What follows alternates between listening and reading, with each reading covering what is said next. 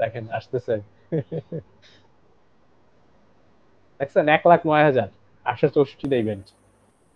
হ্যাঁ, এখন এই যে আমরা দেখছিলাম কি সোর্স টাইপ, কথা বুঝলেন? সোর্স টাইপ দেখেন তিনটা সোর্স টাইপ আছে এই ইন্ডেক্স টেস্টের ভিতরে। হ্যাঁ, দেখেন এই সোর্স টাইপ আমরা ক্লিক করতে পারি এখানে। এখন দেখেন কতগুলো সোর্স, দেখেন ভেন্ডর সেলস একটা সোর্স, অ্যাক্সেস কম্বাইন উকি, সিকোয়ার টু, এগুলো অনেকগুলো আমার সোর্স আছে না। আমরা সোর্স দিয়ে যদি শর্ট করি, ফর এক্সাম্পল দেখেন এখন আমরা যদি ধরেন আমরা ফর এক্সাম্পল আমরা জানি যে কোন সোর্স টাইপের ডাটাটা বা আমরা খুঁজতে চাইতেছি। হ্যাঁ, এখন কি শুধু ইন্ডেক্স টেক্সট না, এখন আমি সোর্স টাইপ যদি আমি দেখেন এখানে কিভাবে ডাটাগুলো কমে। এখন যদি আমরা সোর্স টাইপ সিলেক্ট করি, তাহলে আমরা সেট করলাম এইটা এক্সট্রাক্ট কম্বাইন উকি। এখন কি আমার কমে গেল না? দেখেন কত কমে গেছে। ডাটাগুলো শর্টিং করে কিভাবে আমাদের স্পেসিফিক যে আমরা ইভেন্টটা খুঁজে পাওয়া যায়, এটা তো আইডিয়া পাইলেন নাকি? জি ভাই। আচ্ছা, তাহলে এইটা আমরা ধরেন এই আমাদের সোর্স টাইপ চাচ্ছি আমরা এইটা, ক্লিয়ার? এইখন তারপর আমাদের দেখেন ফর এক্সাম্পল আমরা একটা বিভিন্ন ইরোর দেয় না, code error status code error দেয় না বিভিন্ন। এখন ফর এক্সাম্পল আমরা চাচ্ছি শুধুমাত্র ধরেন কোন একটা স্ট্যাটাস কোড ইরোর দিচ্ছে যেটা আপনার ধরেন 500, আমরা সেই ডাটা শুধু সেই ডাটাগুলো চাচ্ছি। তাহলে দেখেন স্ট্যাটাস কত হইলো 500, টোটাল কত ডাটা আছে 733। ক্লিয়ার? দেখেন এখন কত 1,09,000 ডাটা থেকে আমরা কত চলে আসলাম মাত্র 733। কারণ আমাদের স্পেসিফিক যেটা দরকার এইখানে যে স্ট্যাটাসে 500 আমরা ক্লিক করে আনলাম, কিন্তু আমরা লিখতেও পারতাম, বুঝছেন? দেখুন আমরা ডিরেক্ট লিখতেও পারতাম। তারপর ধরেন এখানে আমাদের আর অনেক ভাবে আমরা ইয়া করতে পারি। দেখুন এই প্রোডাক্ট আইডি একটাই আছে, মাল্টিপল ক্ষেত্রে এই যে ইউআরআই পাথ। হ্যাঁ, দেখেন এই যে আমাদের কি ফাইলের বিভিন্ন অ্যাড্রেস থাকে না, পাথ থাকে না, সেইটা আর কি। এইখান থেকে একটা সিলেক্ট করে দেখেন এইটা যদি থাকে, এটার কাউন্ট কত? 191। এটা ক্লিক করলে আমার ডাটা শর্ট হয়ে 191 হয়ে যাবে। কিছুটা কি আইডিয়া পাইছেন, বুঝতে পারছেন? জি ভাই। এখন আমরা দেখছিলাম না একটা জিনিস, এখন ধরেন আমরা একটা অ্যালার্ট জেনারেট করতে চাই। অ্যালার্ট বলতে কিরকম অ্যালার্ট? ফর এক্সাম্পল হ্যাঁ, এখন আমাদের বিভিন্ন ইয়া আছে। আচ্ছা আমরা যাই, এখন ধরেন ইন্ডেক্স আমরা টেস্ট ইন্ডেক্সে ডাটা আমরা ইয়া খুঁজতেছি। ধরেন ফর এক্সাম্পল আমরা টেস্ট ইন্ডেক্সে এই ডাটা আছে। এখন আমরা চাচ্ছি কি, আমরা পাইপ কমান্ড সম্পর্কে আইডিয়া আছে না, পাইপে কিভাবে কাজ করে বলেন তো? এই যে পাইপ, এটা জি ভাই আছে। পাইপ এখন আগে পরে যদি দুইটা দেই, তাহলে দুইটা কমান্ড একসাথে রান হয় না পাইপে? এইটার ক্ষেত্রে অর দিলে হয় কি, নরমালি অর বা ইয়া দিলে একটা রান হয়। দুইটার ক্ষেত্রে কি আমাদের সিকোয়েন্সিয়ালি দুইটা কমান্ড একসাথে রান হবে। এখন ধরেন এখন যদি আমরা ধরেন চাচ্ছি ফর এক্সাম্পল এই যে আমরা ইউআরআই পাথ দেখছিলাম না এখানে। হ্যাঁ, কারণ ইউআরআই পাথে আমার সর্বোচ্চ যে 5টা ডাটা যেটা স্যাম্পলিং, ওই যে আমরা বলছিলাম ডাটার সংখ্যা যে বেশি, অনুযায়ী সর্বোচ্চ যে 5টা আমরা টপ 5টা দেখতে পাচ্ছি, অথবা টপ 10টা দেখতে পারি, এরকম হইতে পারে না? অথবা বিলো সর্বনিম্ন যে ডাটা ওইটা আমরা 5টা দেখতে পারি। এরকম ধরেন এখন ফর এক্সাম্পল আমরা এখন দেখতে পাচ্ছি টপ কি মানে সর্বোচ্চ যে ডাটাগুলো ওগুলা। এখন কি লিমিট আমরা সেট করব, আমরা কতগুলো আসলে টপ দেখতে চাই। এখন ধরেন ইকুয়াল দিলাম আমরা, এখন ধরেন আমরা 5 দিতে পারি, 10 দিলাম, আমাদের ইচ্ছা আমরা জানি, ধরেন 5টা দিলাম। দেওয়ার পর আর আমরা এখানে ফিল্ডের নাম দেবো যে টপ লিমিট 5 দেখবো কার কোন ফিল্ডের। এখানে ফিল্ডের অনেকগুলো নাম আছে না? এই দেখেন আমরা ধরেন ইউআরআই পাথের দেখতে চাচ্ছি, ক্লিয়ার? ইউআরআই পাথ আমরা ক্লিক করতে পারি, অথবা সরাসরি আমরা ডিরেক্ট লিখে দিই ইউআরআই পাথ, এত ঝামেলার দরকার নেই। এখানে আমরা লিখে দিই ইউআরআই PATH। এখন ধরেন আমরা ইন্টার দেই, দেখেন 5টা পাওয়া গেছে না? জি ভাই। কিন্তু ওইখানে যখন আমরা ইউআরআই পাথ দেখতেছিলাম 5টা বেশি ছিল না, কিন্তু এই যে কাউন্টের উপরে বেস করে যে কাউন্ট আছে না আমাদের, মানে কি এই ইউআরআই পাথের ক্ষেত্রে সর্বোচ্চ কাউন্ট, এই কাউন্টের উপরে বেস করে সর্বোচ্চ যে আমার 5টা, ওই 5টা আমাদের দেখানো হয়েছে। ক্লিয়ার, বোঝা গেছে? জি ভাই। কনফিউশন আছে? না। এখন এরপরে আবার যদি দেখেন ফর এক্সাম্পল আমি যদি অন্যভাবে দেখতে চাই, হ্যাঁ, ধরেন স্ট্যাটাস কোড আমরা আগে দেখছিলাম কি, স্ট্যাটাস অন্যভাবে দেখছিলাম না? এখন ধরেন আমরা দেখতে চাই স্ট্যাটাস যদি হয় ধরেন কতগুলো ছিল 404, ধরেন 404 দেখি এখন আমরা। ইন্টার দিই, দেখেন স্ট্যাটাস বানানো মনে হয় ভুল হয়েছে না,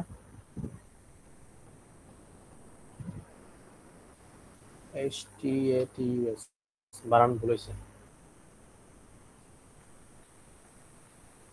আমরা এখান থেকে সরাসরি সিলেক্ট করি তাহলে, যেহেতু বানান ভুল হচ্ছে। এই দেন স্ট্যাটাস, স্ট্যাটাস ধরেন আপনার কত লিখছিলাম আমরা, 404 দিছিলাম না, 404। এই যে এখন আমাদের স্যাম্পলিং এর 690টা হয়ে গেছে। এখন এইখান থেকে এরকম আমরা শর্টিং করে দেখেন, এইখানে কিন্তু প্রতিটা ইভেন্টের টাইম লেখা, ডেট লেখা, ইভেন্টে কি ঘটছে সবকিছু লেখা আছে, দেখছেন? আর এজেন্ট দেখতে পারি, এজেন্ট ফর এক্সাম্পল, এজেন্ট এখানে দেখতেছেন লেখাটা, এজেন্ট কোথায়?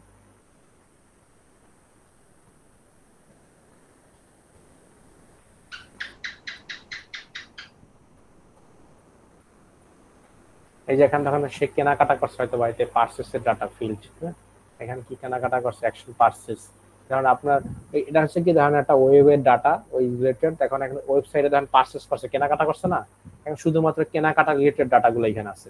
এভাবে আমরা ফিল্টারিং করে আমরা ডাটা খুঁজে বের করি। আইডিয়া কি পাইছেন আপনি? এখন তো মোটামুটি ক্লিয়ার। আচ্ছা, তো এখন এখন ফর এক্সাম্পল আমরা এরকম বিভিন্ন রুল সেট করতে পারি, ধরেন আনওয়ান্টেড লগ ইন, হ্যাঁ, এরকম অনেক কিছু আমরা সেট করতে পারি।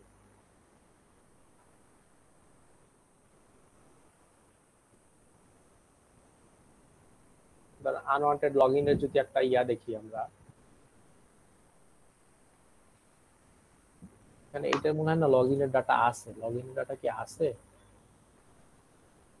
মনে হয় না।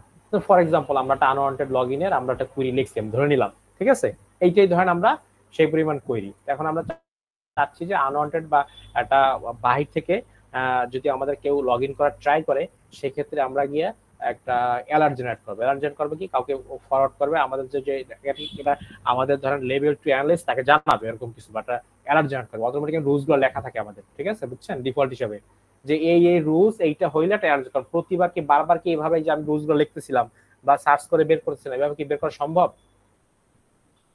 যার কারণে আমরা এইভাবে রুলস গুলো লিখবো, লেখার পর একটা ইয়া সেট করব, অ্যালার্ট জেনারেট করব। তখন আমরা ফর এক্সাম্পল আমি বিভিন্ন রুলস রাখলাম, তারপরে অ্যালার্ট জেনারেট খেয়াল করেন আপনি, হ্যাঁ, অ্যালার্টে ক্লিক করব, সেভ আসা রিপোর্টও করা যায়। আমরা অ্যালার্টে ক্লিক করলাম, দেখেন এখন অ্যালার্টের নাম কি, অ্যালার্টের আমরা স্পেসিফিক একটা নাম দিতে পারি। তাহলে আমরা কি নাম দিব ফর এক্সাম্পল বলেন, এটা আমি দিলাম হয়তো বা আনওয়ান্টেড লগ ইন।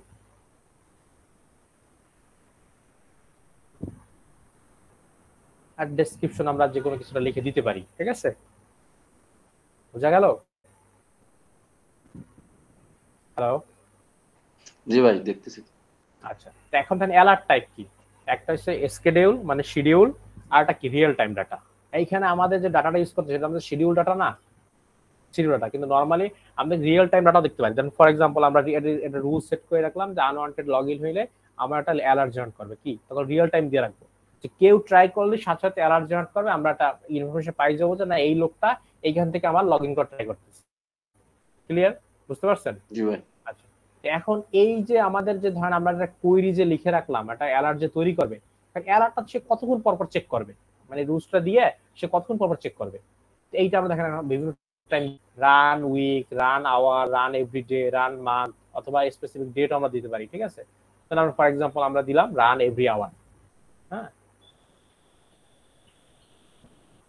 এখন এই যে ধরেন এভরি আওয়ারের কত মিনিটের সময়, 15 মিনিটে, 30 মিনিট না 45 মিনিটের সময়, এর একটা টাইম, অথবা 0 মিনিট সময়, মানে কি এক্সাক্ট 1 ঘন্টা পর অথবা 15 মিনিট পর, এরকম একটা টাইম দেওয়া যায়, আমরা 15 মিনিট, হ্যাঁ, 15 মিনিট পার আওয়ার, ঠিক আছে, এভরি আওয়ারে 15 মিনিট করে দিবে। এখন এটা এক্সপায়ার করবে কখন, এই যে আমরা রুলসটা তৈরি করলাম, এই রুলসটা আমার এক্সপায়ার করবে কখন, ঠিক আছে, এই যে 24 আওয়ার্স এক্সপায়ার করবে, মিনিট, আওয়ার, ডেজ, এরকম আর কি বিভিন্ন আমরা দিতে পারি আমাদের মতো করে, ঠিক আছে।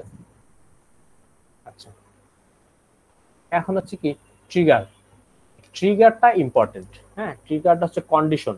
কন্ডিশন ফর এক্সাম্পল ধরেন একবার আমার আনওয়ান্টেড লগ ইনে ট্রাই করলো, এখন একবার লগ ইন ট্রাই করলেই কি আমাকে অ্যালার্ট দিবে, নাকি 2বার ট্রাই করলে অ্যালার্ট দিবে, নাকি 10বার ট্রাই করলে অ্যালার্ট দিবে, কথা বলছে, এরকম একটা কন্ডিশন সেট করবো। দেখেন কি বলছে, number of result, number of host মানে কি, নাম্বার অফ রেজাল্ট মানে কতবার ট্রাই করছে লগ ইনের, তার উপরে বেস করে আমরা হইলে কি নাম্বার অফ রেজাল্ট দিব। আর নাম্বার অফ হোস্ট কি, মানে কি কতগুলো ডিভাইস থেকে ট্রাই করছে। ক্লিয়ার, বোঝা যাচ্ছে? জি ভাই।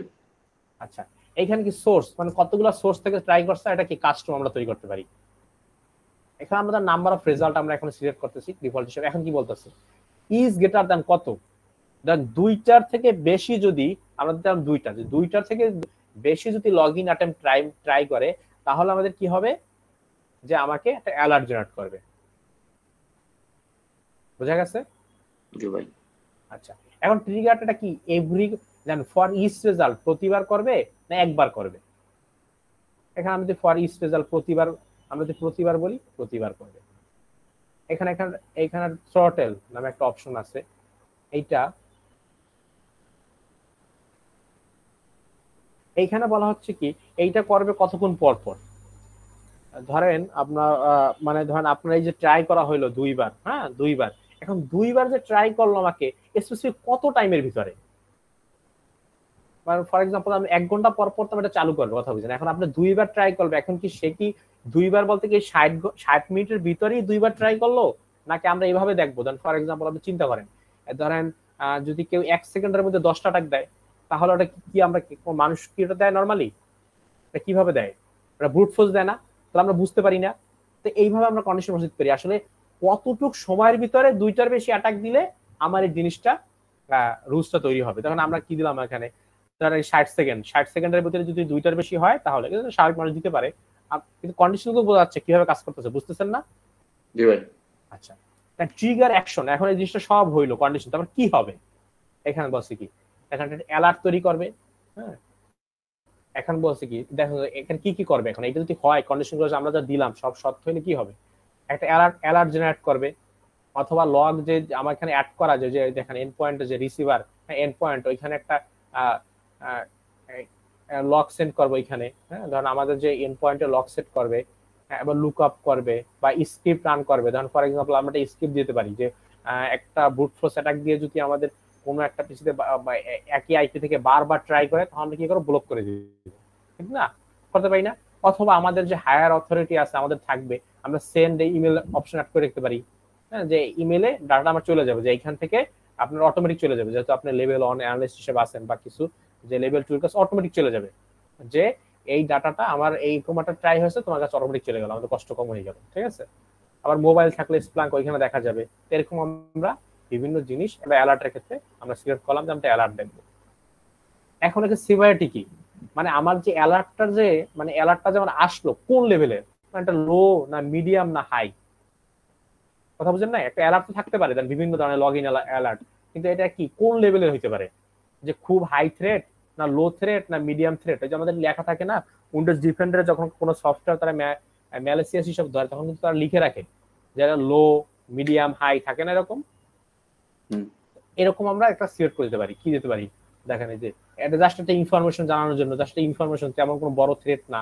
হ্যাঁ, তারপর low medium high critical, critical মানে অনেক মানে বড় ধরনের থ্রেট বুঝায় ক্রিটিক্যাল, তো এগুলো আমরা সেভ করতে পারি। ক্লিয়ার? তারপর আমরা সেভে ক্লিক করলে, আচ্ছা আমরা কোথাও একটা ভুল দিছি, আচ্ছা আচ্ছা এটা আমরা জিরো দিছি, মিনিমাম তো একটা লাগবে, ঠিক না, এটা ভ্যালু বসাই নাই তো আমরা, এর জন্য এররটা দিছি। বোঝা গেছে? এখন এই দেখেন আমাদের সেট করা হয়ে গেছে, এখন এর পারমিশনের অপশন আছে, এটা আমরা এখানে পারমিশনটা দেখতে পারি যে আমরা কাকে কি ধরনের পারমিশন দেবো সেটা। অনার যে তৈরি করছে সে, এখন অ্যাপ পারমিশনে যদি আসি, দেখেন অ্যাডমিন রে আমরা কি পারমিশন দিব, রিড রাইট, এটা আমরা অনেক আগেই জানি রিড রাইট পারমিশন। হ্যাঁ, কি ডিলিট করতে পারবে কিনা না, ডিলিটের ক্ষেত্রে কি করতে পারবে, এই পারমিশন গুলো আমরা দিতে পারি ইউজারের ক্ষেত্রে। ক্লিয়ার? জি ভাই। কনফিউশন আছে কোনো? না।